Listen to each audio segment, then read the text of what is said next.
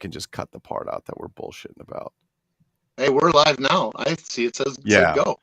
Yeah. I just put on, so now we can start whenever we want. So if it fucks up, I can edit them now. I have a software that'll edit them to take out any shit. All right, let's hit it. Whenever you're ready, Richard, it's all you. Okay.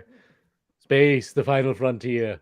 These are the voyages of the Starship Enterprise. Its 5-year mission to explore strange new worlds, to seek out new life and new civilizations, to boldly go where no bubble-headed booby has gone before. I am Dr. Durant, curator of Dr. Durant's Sanctum, also known as Rich Hurley, and with me this evening are... I am Max Overnighter, perched precariously on top of a gargoyle, overlooking a crime-ridden, fictional, decaying city somewhere in America. And also with us, our third member. That would be you, Lou. I am Optimus Prime. No, I'm not Optimus Prime, but I am the not famous Lou Malagrana from My Migo Like on Facebook and mymigolike.com. Proudly standing here with who I believe should have been Dr. McCoy, but instead was Dr. Smith. Yeah, that was one of those. Also known as Dr. Durant as well. But yeah, very happy to be here, to be back with StarPodLog, StarPod Trek. Love doing these. Little known fact, Optimus Prime is what Lou calls his third member. I call him One-Eyed Prime. So what are we talking about tonight, gentlemen? Is that what you tell the ladies? He's a transformer. He transforms. He's a transformer. He's retracted right now. Oh my! He may look like a Volkswagen Beetle, but give him a minute. He doesn't look like much, but pretty soon he'll be a full rocket. So what are we talking about tonight?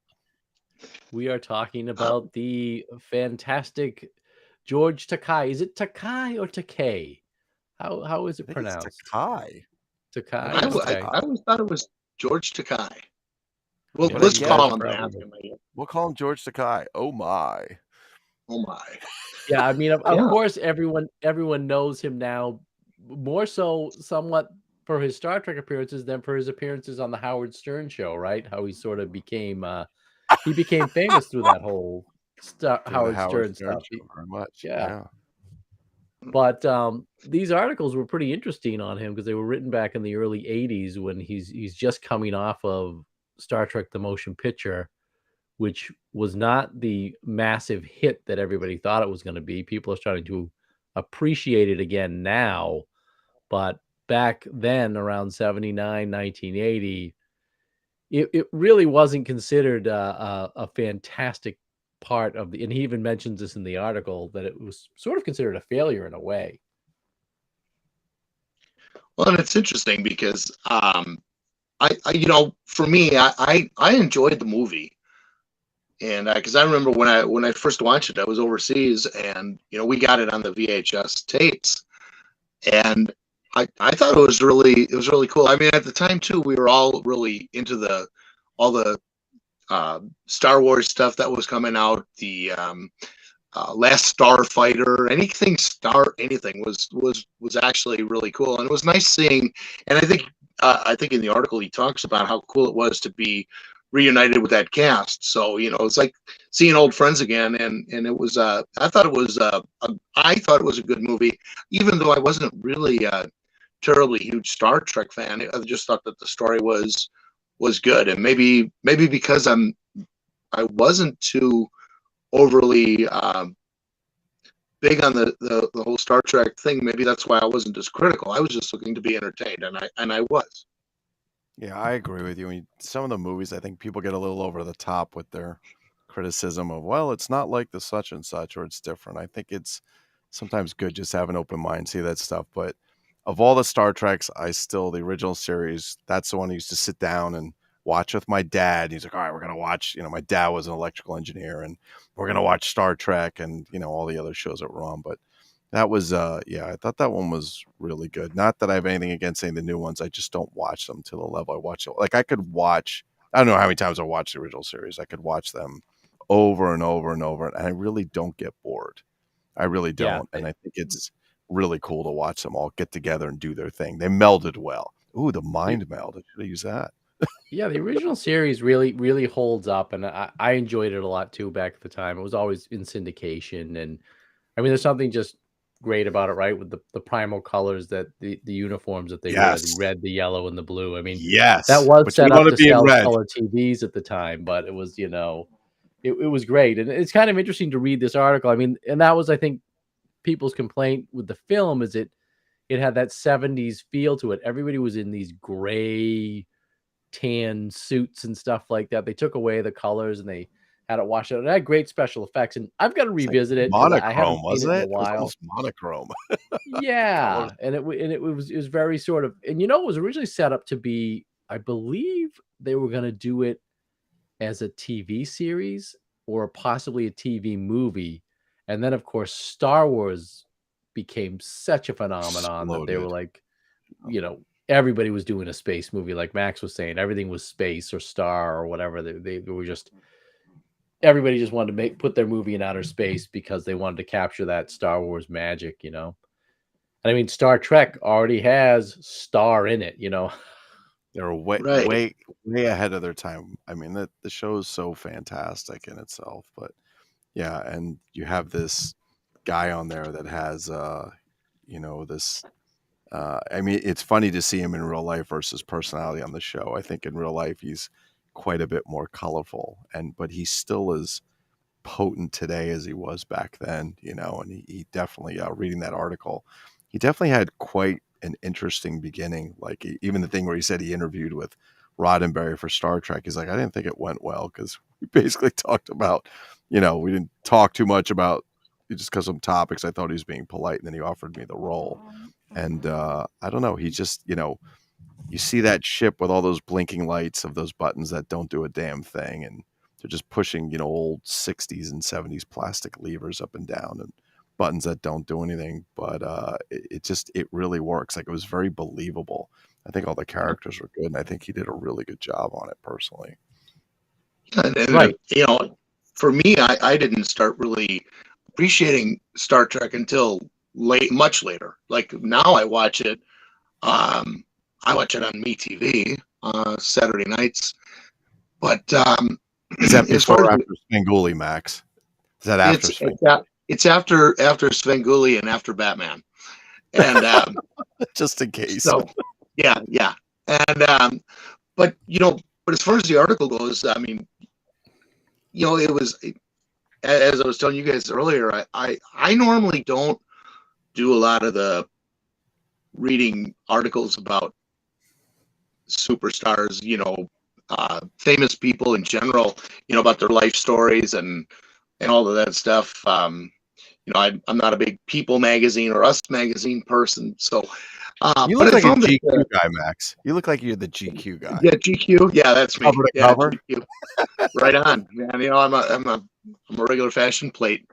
But the thing is, I do like a good story, and when I was reading the story, I found it to be, very interesting. And what struck me is, because I wasn't really familiar with a lot of his earlier work, other than before Star Trek. But when he was talking about his personal life, when he was talking about the time in the Japanese, internment camp during World War II, and I'm going, what? Wait a minute. Yeah. How old is this guy? And I was thinking, Right. wait a minute. So now you got to go back and think, okay, Star Trek is like 68 to 71, 72, something like that.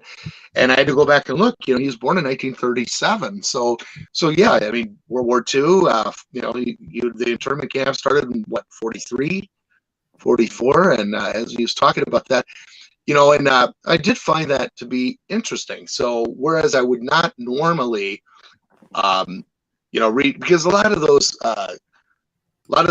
stories, whenever they're talking about a celebrity and they're doing, it's always a puff piece, because they're not going to spend 2 hours, or a 2-part thing saying the guy, Yep. was boring or he was a jerk, and all of his good stories started with this one time at band camp or something. I mean, it's like, um, you know, but I found myself, really really interested in the story and all of the different things that he did. He was, so I really learned a lot, by reading it, which is not something that I would have done probably back in the 80s. I certainly did not, actually. Yeah, I mean that's the cool part about revisiting some of these articles. I mean, StarLog and I was a big StarLog reader back in the day, but more so a Fangoria reader because I was always into horror movies. And it's fun to go back and reread those articles, knowing what we know now, right? And things Right. along those lines. You're right. It wasn't a puff piece. People are sort of, it's the Trekkies or the Trekkers that are interested in his career and what he's done. And we didn't have access to the internet back then, so you sort of find out more information about him. Like the thing I always knew about him, because this was a movie that used to play it was on Channel 56 in my area. It used to play probably once a month, every Friday night, and I would stay up and watch it. I just have a fascinating. It was the Green Berets with John Wayne. Oh yeah. And he talks about how he was in the Green Berets with John Wayne in that film. He played one of the heroic Vietnamese captains or generals or something along those lines, and he dies a heroic death in the film, like detonating a charge that blows up a bunch of enemy Viet Cong that's storming the base, and he just he says that because he was filming that movie, which of course what guy's going to give up a chance to go film a movie with John Wayne. He missed out on being in two of the most classic Trek episodes, and that was the Gamesters of the Gamesters of Triskelon and the Trouble with Tribbles. And he said that he was supposed to have a pretty significant role in Triskelon, but they wound up giving it to Chekhov, I believe, because he couldn't get out of the shooting schedule for Green Berets. And that was always the sort of the problem with these side casts, your Chekhov and your Sulu. They were more like the second tier characters. The show was really all about McCoy, Spock, and Kirk. And then everybody else, they might come in as a secondary character, but they never filled those characters out. Now, of course, he has that great episode that I think his favorite episode was in the Naked Time, where he's the fencer. He kind of gets to show off his fencing skills. He always talks about how he's quite a fencer. He was quite a good fencer. I'll give him that. Yeah. He was a good fencer. I mean, and you hear the stuff throughout the years about the rivalry and how he was mad that Shatner got more screen time and he didn't get enough. But in a way, I'm like, well, that the show was about Captain Kirk. It's not about Sulu. He was just filling out the cast of the ship with that. And I also find it interesting in the article, he actually talks about that. I don't know if it's sort of a backhanded compliment or sort of a passive aggressive thing, but he mentions that on Star Trek the Motion Picture, he's like, well, Bill was quite interesting. He made sure that we were all his straight men.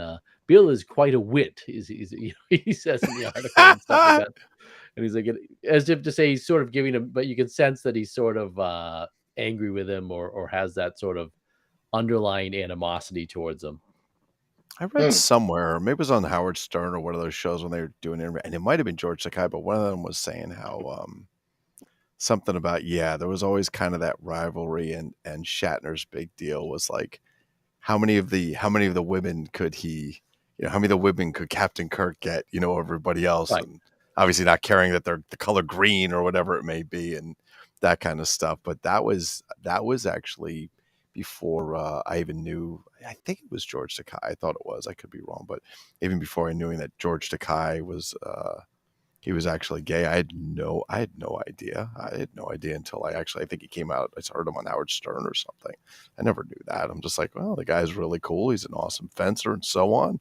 Must be the big ladies' man. And then like I've been married. I think he was been married for years before that or something like that. And he just kind of, I don't know if that was kept under wraps or whatever it was, but yeah. I think in this article, if I'm not wrong, I don't know if they bring any of that up about his private life. Yeah. He does talk, which is kind of interesting. You guys were talking about being pressing into things. He's ahead of the curve because he talks about this book he's writing about ninjas. It's And it's there a were fictional no novel. ninjas And, back like, on at that point TV in back time, then. ninjas hadn't quite blown up yet. We did probably have the Was Shogun miniseries on TV, so there were was that the samurais. 70s? No, but when did they come out with The Master? That was in the 80s, right? That was definitely the 80s. Right, That so was that was the with Lee 80s. Van Enter the Cleef, Ninja yeah. came out, I think, in 84, and that was Shokashugi, yeah. yeah, those like, once that Enter the Ninja with who was it? Franco Nero. I was gonna say Franco Harris, I don't know why, but once that came out and made it to the theater, and I was like, "What is all this about?" There's a guy jumping off a waterfall and like a white, pajama set, and like landing with a bunch of once that Right. and everything just exploded. So for George Takei to like do that way in advance, that was pretty far ahead of the curve. You have to say that. It Well, wasn't until like yeah, go ahead. yeah, I was gonna say because I mean, the '70s were full of the martial arts stuff. The kung fu theater and the show Kung Fu with Carradine and that. Um, but yeah, but ninjas was a totally new thing. I mean, No, it all was. that I mean, was Right. The ninjas was yeah. like that, and he was trying to, which is funny because I remember when I was probably in college, there were these ninja books out by Eric von Lustbander. You would buy Yes. those Yes. yeah, Oh my and you would god, I read them, know that. like it was so he sort of went in there. I never even knew that George Takei wrote those books, and it's funny because the titles of the books almost could serve as the titles of an episode of Star Trek. The first book's called "Mirror Friend, Mirror Foe." Like it's like that sounds like an episode of Star Trek. Oh, Totally. absolutely. I mean, that's so crazy. Like even that stuff, like even with martial arts films kicking off, it wasn't until Bruce Lee started bringing stuff to the big screen that it made to the US. It was like Enter the Dragon was the first kind of big one that really got it all kicking off with all that stuff. But still, there was no ninjas. It was Kung Fu Theater, right? It was Kung Fu Theater for the Mhm. longest time. Five Right. Deadly Venoms, if anyone remembers that Oh awesome yeah. film, all those movies and so on. But no, like ninjas just, I didn't even think anybody knew what it was. So for you to pick a topic like that and try and bring it to light to people who have no idea, especially to, an American culture that has no idea. I mean, everybody, I think karate, it's all karate. I'm doing karate, and like now they're doing Karate kung or fu, yeah, whatever. karate or kung fu or jeet Right. kune do or whatever. Right. And you see all these guys like fight. Yeah, yeah. Didn't they, like all these movies, like Captain Kirk used how many times did Captain Kirk use the karate chop? I mean, he was like, that was like his thing. And he hit the guy in the back of the neck and the guy would always pass out. I'm like, you probably got to hit a guy a little harder more than once to knock him out with that. But apparently he had a very deadly karate chop, but still no ninjas, He Yep. even goes to describe, they wore all this stuff. They were silent, they wore these black costumes so nobody could like, see them. They snuck in and so, but nobody had idea what that was. That took a while before that came out. So very interesting. And I knew nothing about that with George Takei. I thought he just got his first big shot at Star Trek and that was it. And it took off. Reading that article, like he did a lot of stuff. He really did. He did Well, the quite a bit stuff that of I things. thought that was interesting that he did was that he dubbed a lot of the American versions of the Japanese like kaiju movies. He dubbed some of the voices in Rodan, which is a favorite of mine, and Godzilla Raids Again, and Great a few other of movie. those Japanese horror movies. And it was kind of cool to see that he was, they hired him to do the dubbing of the voices, those American international dubs when they would release them on TV or theatrically in the US. He was dubbing the voices.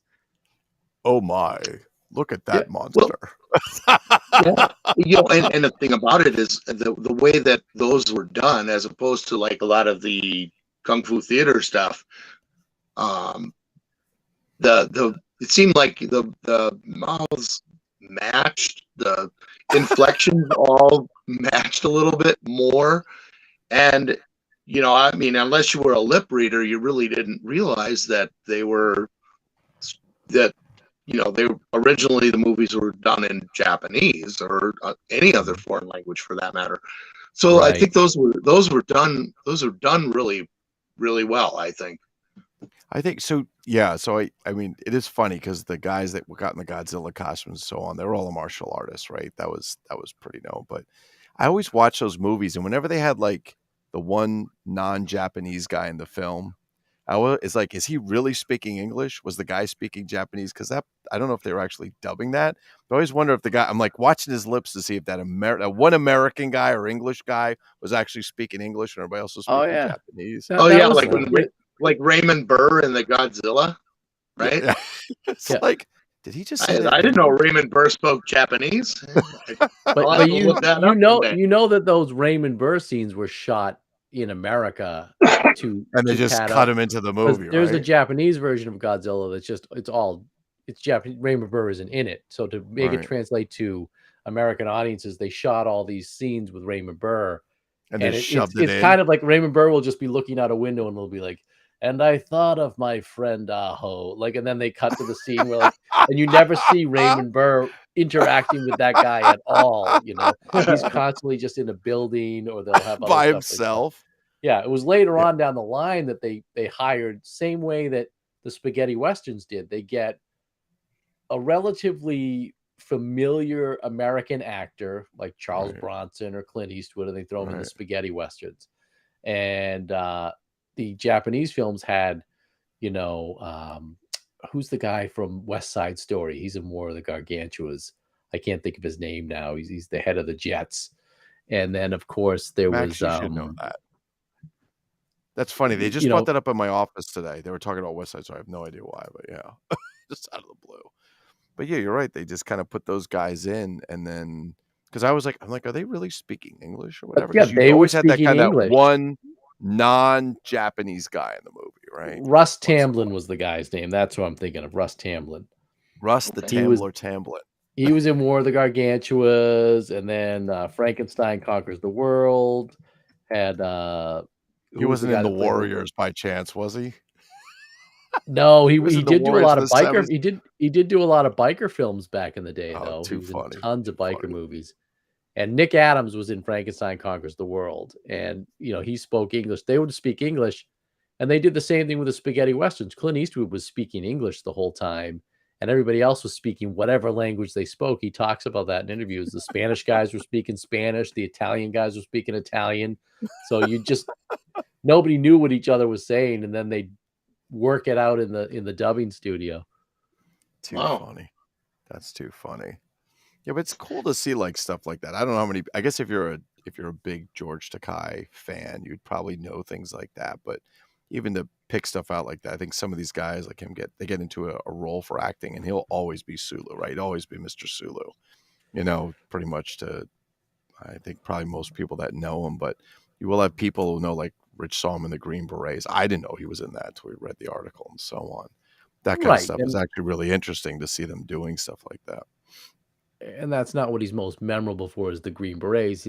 Star Trek was so iconic, and it's funny to think it only aired for 3 seasons. He talks about that in the article too, that the first season it almost got canceled, and they did a letter writing campaign. It came back, and second season it almost got canceled, and the fans wrote up. And then the third season, I guess Roddenberry left during the third season. There was some issues, and the third season is, fans consider that sort of the weakest of the 3 seasons. There's a lot of crazy episodes in there, but and then they wound up talking. He talks about the animated cartoon that came back in 1972, which is right around the time that he started doing conventions again, and that they sort of did it, and they got the people to do the voices for the cartoon, like the original cast, and I think they got everybody.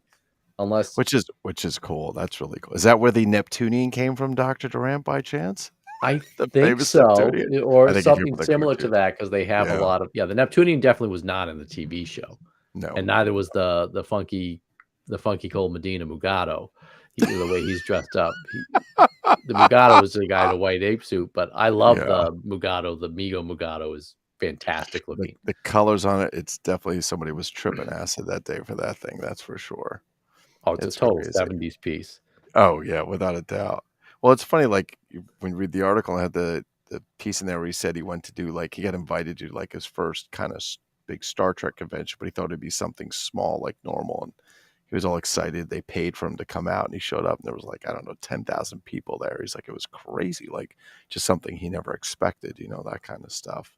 And I don't know. Every time I think about the Star Trek convention, I always get to that Saturday Night Live episode with William Shatner, where he's yelling Oh, at the guy with the Spock ears. Did you ever kiss a girl? You know, that kind of thing. And just funny to kind of watch that. But it is amazing. Like, I can't imagine, like, you know, you're a kid, you live in a concentration camp, or, you know what, sorry, right. encampment for Japanese for 5 years. You're not, you know, you don't know what's going on because you're too young and your parents aren't going to scare you. And then you wind up becoming this really famous person. Like, I guess at some point in your life you move past that. I don't know if I would, to be honest. I'd be pretty upset, you know, but you know, he went on to do great things, you know, which is pretty cool.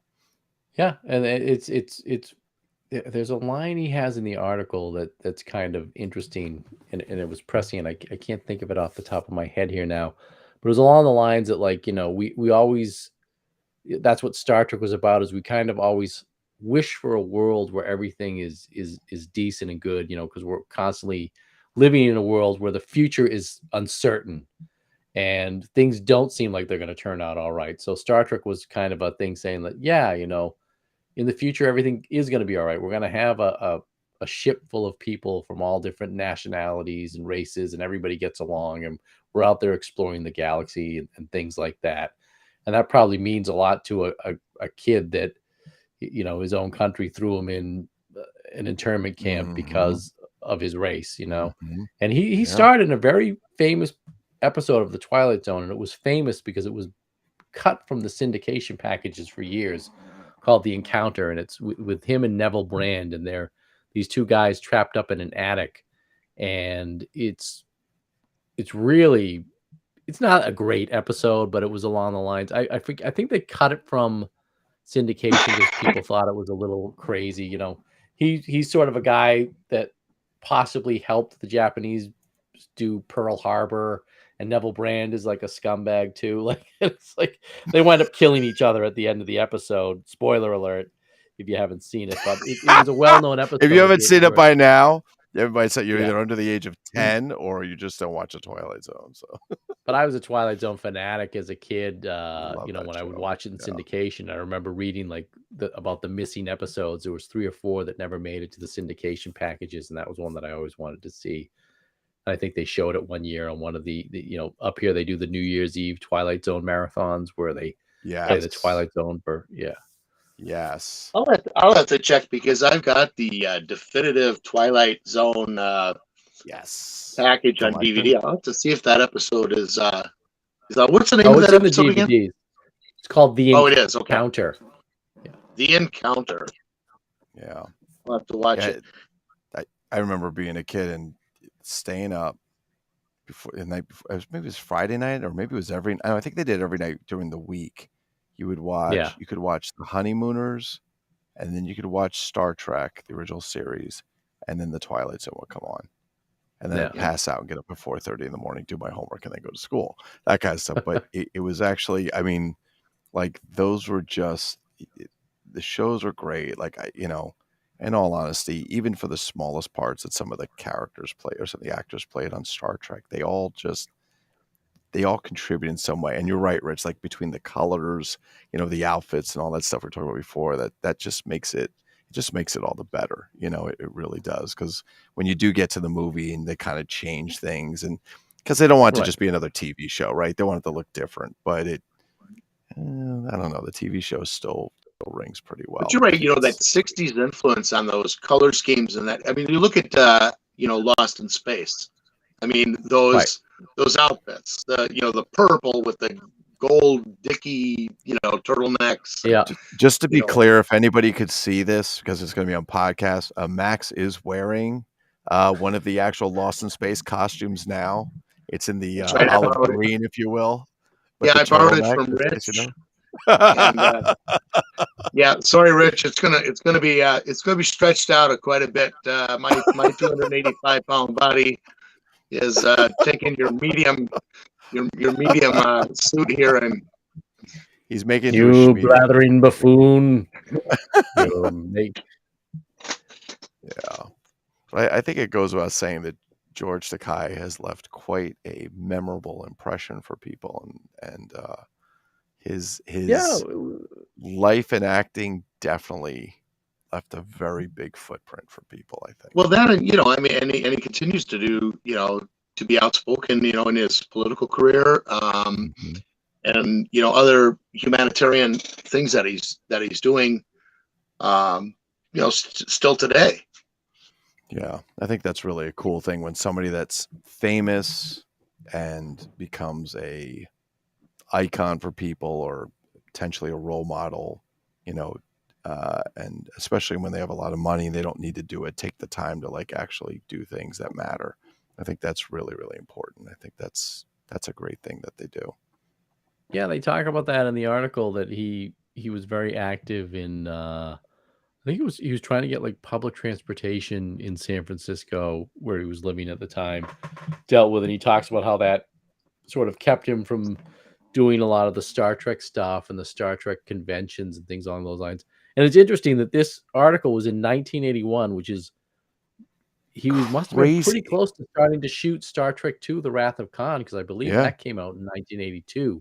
And then that was the one that just took off again. That really the Yeah. series because they went back to the great storytelling. They took a character from the series, Khan, and then they had colorful uniforms again. Ricardo Montalban. Yeah.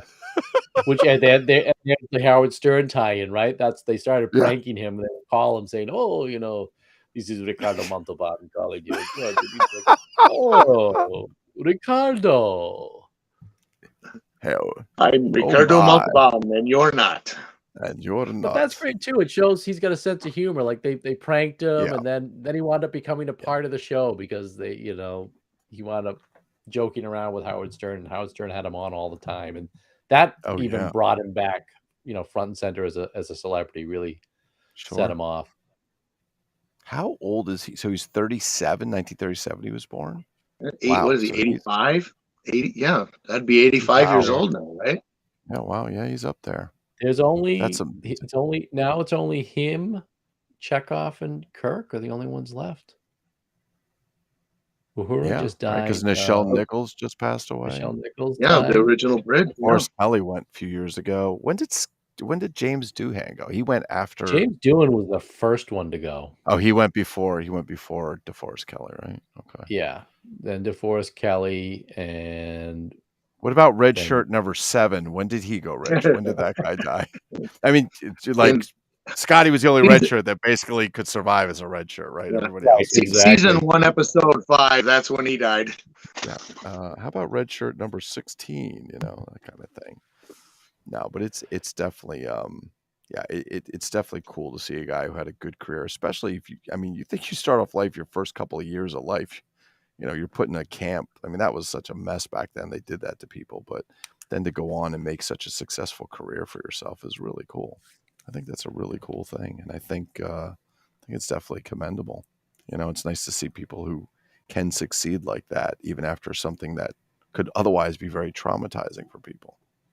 Yeah, and I think that was he kind of talks a little bit about that, or maybe I just read into it that he wasn't, obviously when you're working in the 50s and 60s, you're going to get cast as an Asian person for Asian roles. You're a samurai, Sure. you're a ninja, you're a karate guy. And on Star Trek, that wasn't what he was. He was just That wasn't what he a was. regular No. member of the crew. And it wasn't Right. like, okay, Sulu, use your karate. No, it was fencing. Fencing has nothing to Oh do no, with Asian Captain culture. Kirk had the karate chop. He had that Kirk karate chop Fu. down. Yeah, he like just the one quick snap in the back of the neck. My favorite he had Kirk Fu move is when he just throws his entire body at the person, like he'll just run at them, and he does like this big flying, Oh, like the jump up. both legs up in So the air, and then he falls down at wait, the same time. Like Sure. it's wait. like I gotta tell the you. most I'll tell you insane this. move. Like I'll tell you this story. This is like so. I have this friend Frank, and now he's a lawyer and he's very well behaved. But when we were in college back in the day, in the 80s, late 80s. Frank was an animal. He would fight anybody, anytime. Just short, little, stocky Italian guy. So he comes back one night, and I was a very straight A student in college for the beginning and high school. And he comes in, and he was so excited. So he's telling me the story how him and these 2 friends of ours, they're in the car, and these other 3 guys cut him off, and they get into some car thing, right? They wind up going into this parking lot, and they start fist fighting, right? Which is not like the coolest thing. But this is the part that cracks me up. So Frank's telling me the guy punches him, hits him, and knocks him into the hood of the car. So Frank kind of, it's hard to explain this and thing, but you guys, he kind of goes to his side on the hood. He doesn't fall down, but he's laying on the hood. And he goes, and I did the greatest thing. And I go, what'd you do? He goes, I gave him the Captain Kirk. Like, what the hell's a Captain Kirk? You know, where he would take both his hands, he would like make him like put his hands together, like he's real tight, and then he comes up and like, you know, swings both hands. I'm like, I don't really know if I could hit somebody like that and make it that effective. I'm like, he goes, I hit him with the Captain Kirk and he fell down. And I'm like, Frank, you think you're going to go to jail for that? He says, no, we all left. We took off. Nobody, you know, whatever. But it was just so funny. He was like smiling. Meanwhile, he's got this big black eye. You know, his face is all scratched up. And he's like, yeah, I got him with the Captain Kirk. I knocked him down. I'm like, what the hell is that? But yeah, I think that one move that Kirk does that you were saying, Rich, where he just jumps up in the air. He's like, you know, like jazz hands up in the air. And he's just like, Right. He's like, I don't know. What's he do? He lands into him. I don't know what he's doing. He's just land into him and they just kind of fall down. They don't get up.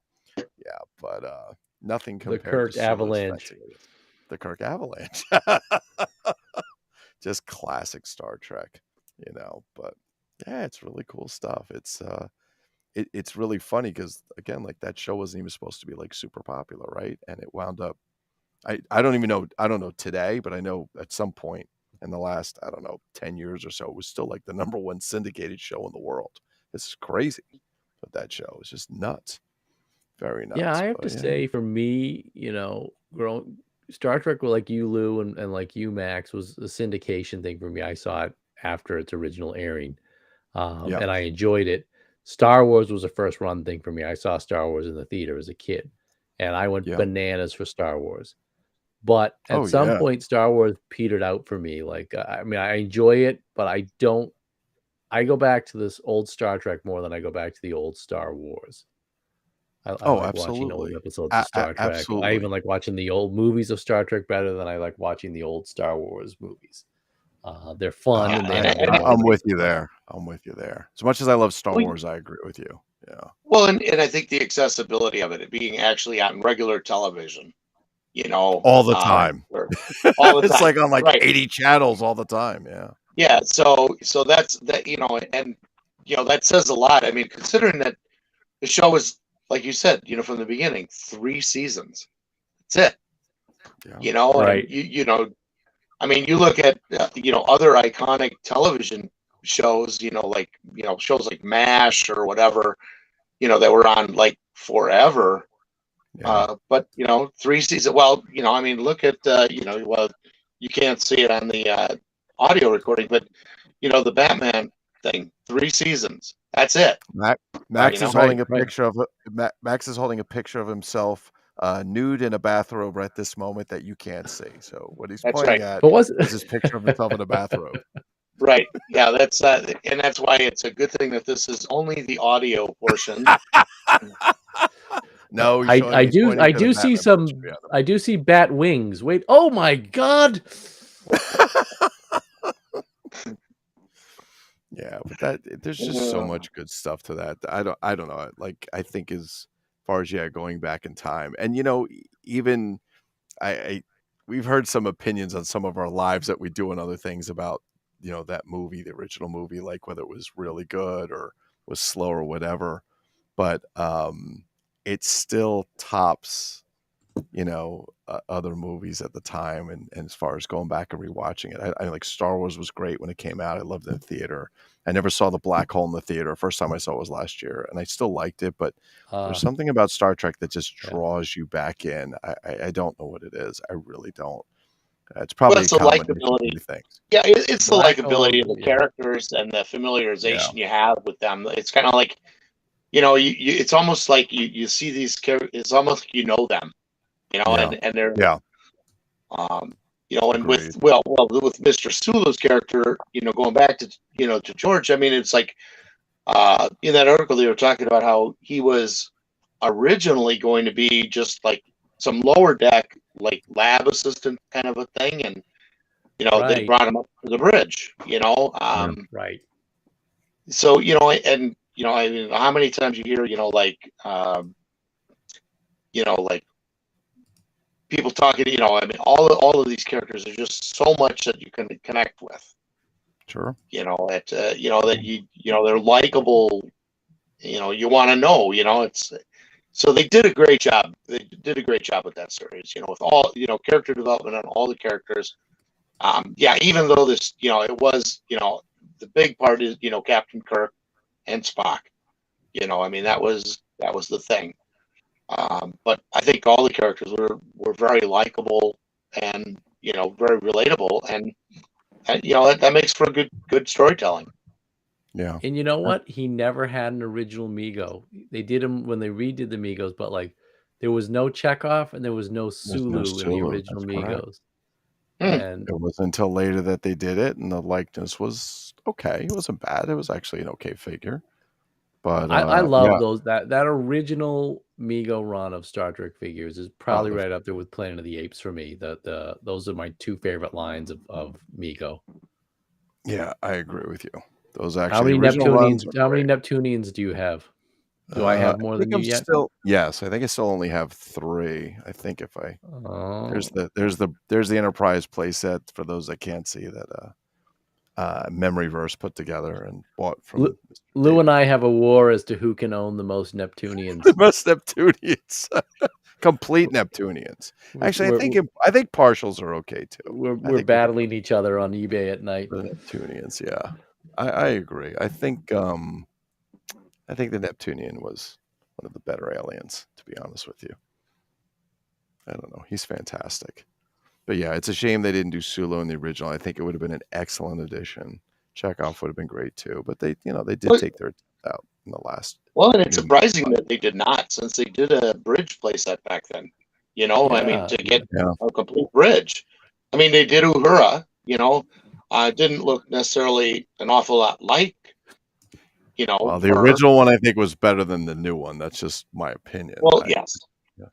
I liked her better for sure. But for all of the characters, I mean, it wasn't even a representation of Sulu. Right. You're absolutely right. Or Chekhov, and I mean, they do have the new Sulu. They had the mirror universe Sulu, like the evil Sulu. Like, remember they had that playset that Mego put out. I had that was kind of cool. Yeah, I've got it. Yeah, it's cool. That's a nice thing to do.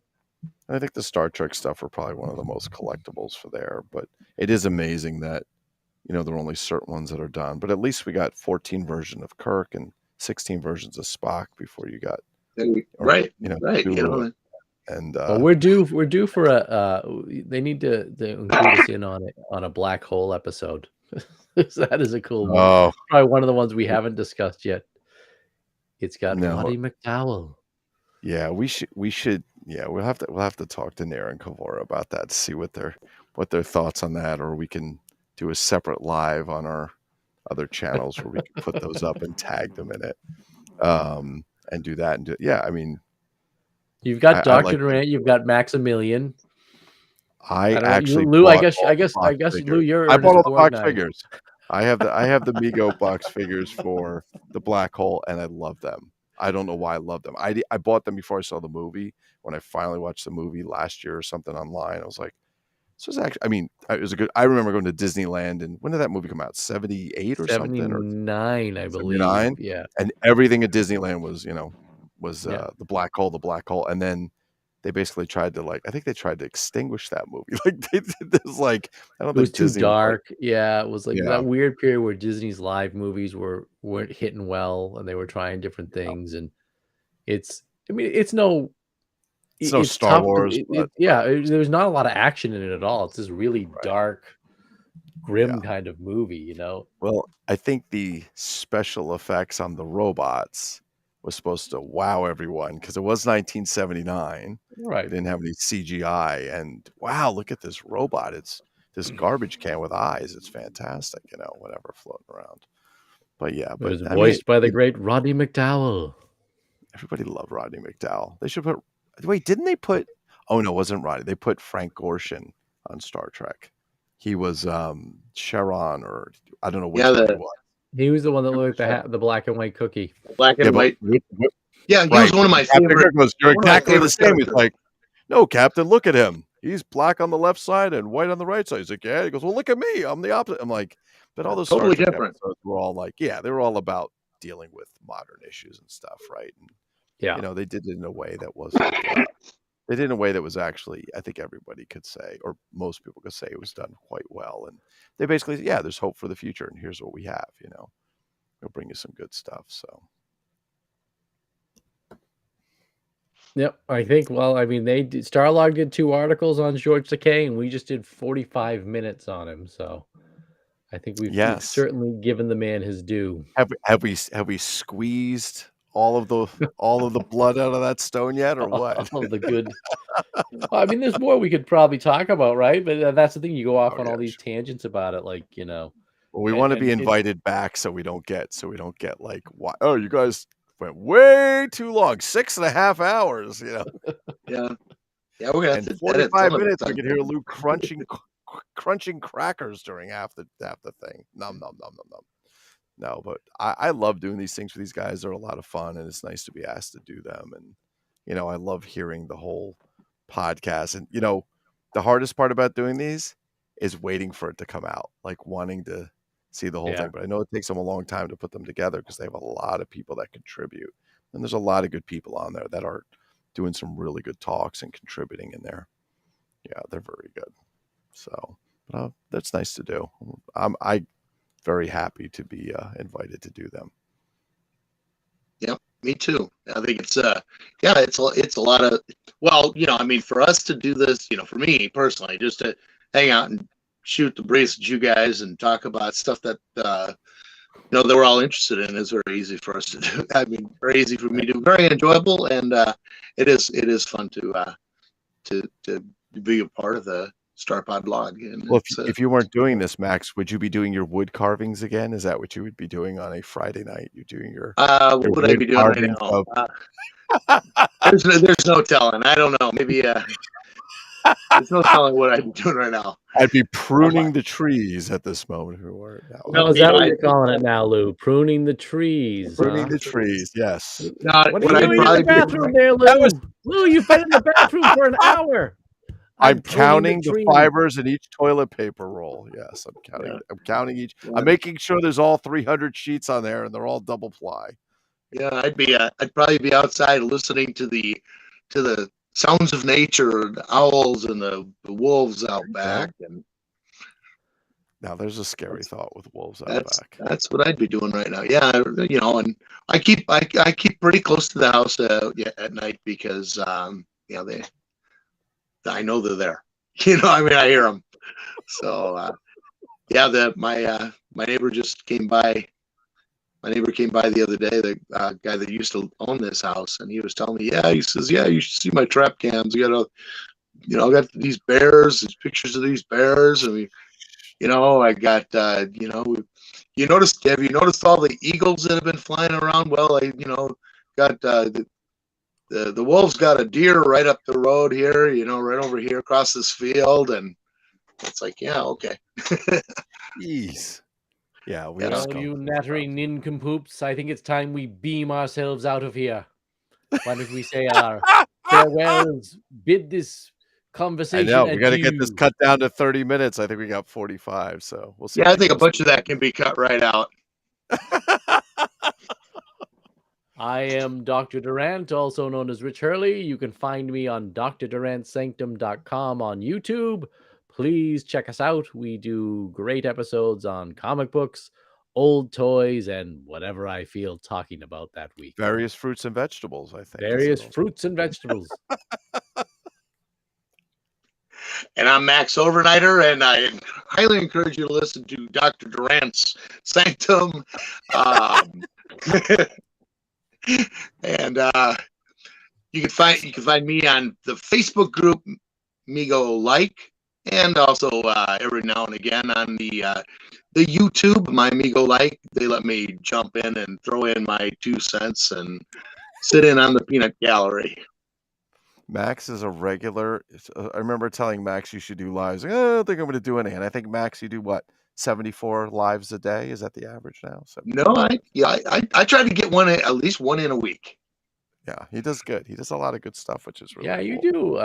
do. You do a couple a week for sure. I think you've done Yeah, 2 or you do a 3 good this job. week. Yeah. You do. For Yeah, a guy who this did, week we said he wouldn't do them. You do a great job doing them. So yeah. well, I thank you. You guys are kind. I enjoy doing them. It's fun. He also does Santa Claus for the kids, so he's a very good guy. So we love that about him. Wait, I Santa Claus am. isn't real? Yes. Oh shit! What do Did I just who do you blow think it? you've been Did I talking just to this blow it? whole time? Look at this. Is Did Santa I just Claus blow real? it? Did I just blow it? Hope the kids are listening. I'm Lou Malagrana, and of course, our Facebook page, Migo Like. We go in there and talk about all kinds of stuff, although it's geared towards action figures. We talk to all kinds of related items, if you will. We have a website, mymigolike.com, which has, at this point, I think there's about 184 pages of various action figures and knockoffs. And we have everything from, well, let's just say we have a lot. There's a lot of stuff on there. And we hope you guys will tune in and listen to the other podcasts that we did for StarPodLog and StarPod Trek. Because it's really nice to be invited by these guys. We really appreciate what they do for us. And that's not ass kissing. That's the truth. But yeah, but on that, check out all these guys' stuff. And you really should check out Dr. Durant's videos. He does a very good job producing them. He does a good job. He spends a lot of time. And they're very, very good. Now that's ass kissing. Did you get that? That was the ass kissing one. No, he does a really good job. Rich does a fantastic job, and they're really fun to watch. And I realize I have to go after this and go finish watching Max's. And Rich, I have one more of yours I have to watch that I missed the other week, so I got to check that out too. Excellent. On that, I think that's it. Are we Live out? long and prosper. Peace out. See ya.